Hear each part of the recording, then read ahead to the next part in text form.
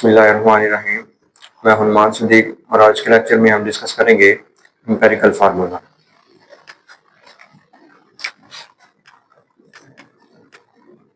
Empirical formula is the formula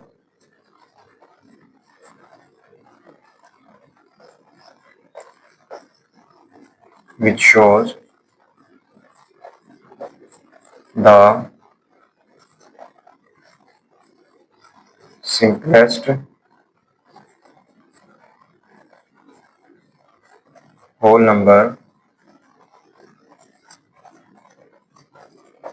ratio of elements in a compound। ऐसा formula जो किसी compound के अंदर एलिमेंट्स की सिंपलेस्ट होल नंबर रेशियो को रिप्रेजेंट करता है, इसको हम एम्पिरिकल फार्मूला कहते हैं। For example,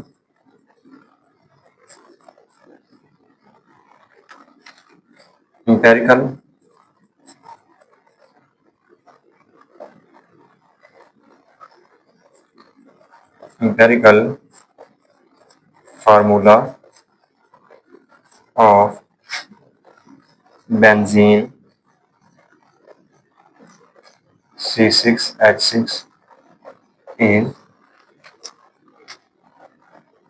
CH, and empirical formula of water H2O is H2O। Benzene का एम्पिरिकल फार्मूला जो है CH होता है और वाटर का मॉलिक्यूलर फार्मूला भी वही होता है और इसका एम्पिरिकल फार्मूला भी वही होता है। इसी तरह empirical formula of hydrogen peroxide H2O2 is HO। Hydrogen peroxide का मॉलिक्यूलर फार्मूला H2O2 होता है और इसका एम्पिरिकल फार्मूला HO होता है। एम्पिरिकल फार्मूला जो है वो कंपाउंड के अंदर एलिमेंट्स की सिंपलेस्ट होल नंबर रेशियो को रिप्रेजेंट करता है। तो empirical formula of ionic compound,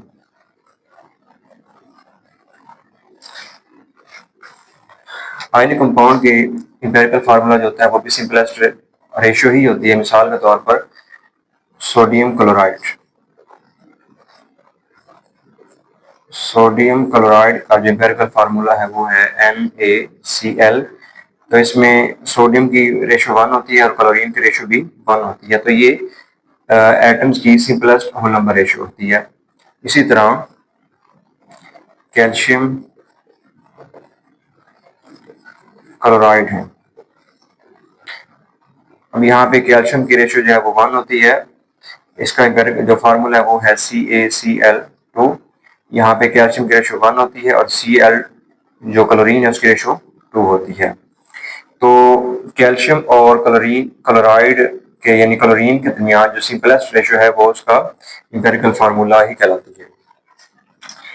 अब एम्पिरिकल फार्मूला जो है वो जो कि ये सिंपलेस्ट रेशियो को रिप्रेजेंट करता है, तो कुछ कंपाउंड ऐसे होते हैं कि जिनका एम्पिरिकल फार्मूला एक जैसा ही होता है। For example, benzene and acetylene. Benzene का एम्पिरिकल फार्मूला जो होता है, मॉलिक्यूलर फार्मूला इसका है C6H6 और एसिटाइलिन का मॉलिक्यूलर फार्मूला होता है C2H2। लेकिन इन दोनों का जो एम्पिरिकल फार्मूला है वो एक जैसा ही है। इसका भी CH होता है और इसका भी CH होता है। इसी तरह acetic acid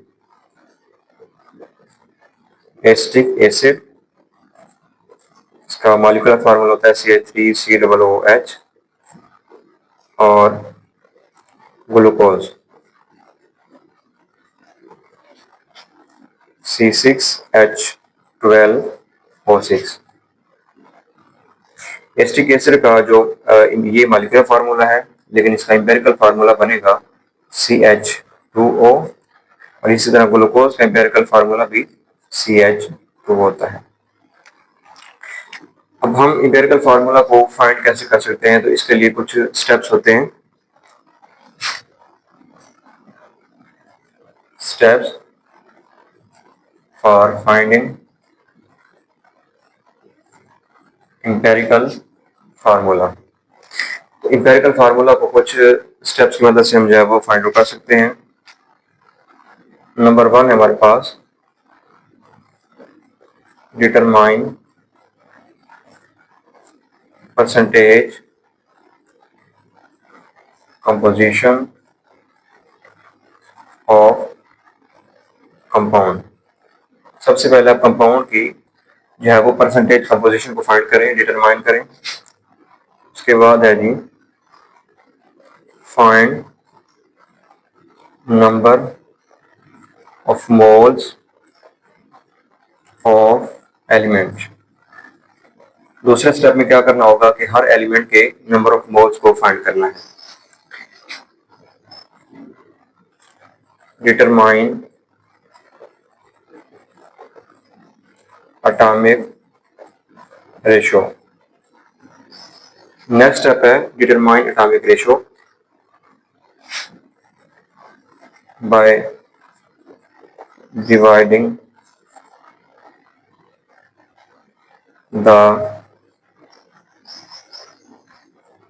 percentage by simplest value. अब परसेंटेज कंपोजिशन में हमें हर एलिमेंट की, कंपाउंड के अंदर हर एलिमेंट की परसेंटेज को पता चल जाएगा, तो उसको हम फिर ग्राम्स में कन्वर्ट करेंगे और उन ग्राम्स को डिवाइड कर देंगे। उसका जो मोलर मास होगा तो या एटॉमिक मास होगा तो उसको डिवाइड कर देंगे, और इस तरह हमें क्या पता चल जाएगा, एटॉमिक रेशियो मालूम हो जाएगी। नेक्स्ट स्टेप है इसका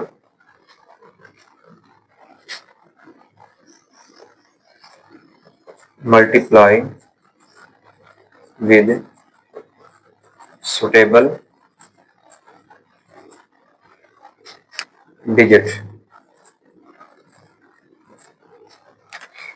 अगर तो यहां तक हमें जो वैल्यू मालूम हो गई, एटॉमिक रेशियो की जो वैल्यू आई है वो सिंपलेस्ट रेशियो हो, तो उसको वैसे ही लिख देंगे, वही उसका एम्पिरिकल फार्मूला होगा। लेकिन अगर वो सिंपलेस्ट रेशियो नहीं है तो हम उसको मल्टीप्लाई कर देंगे किसी सुटेबल डिजिट के साथ। उसके बाद नेक्स्ट स्टेप है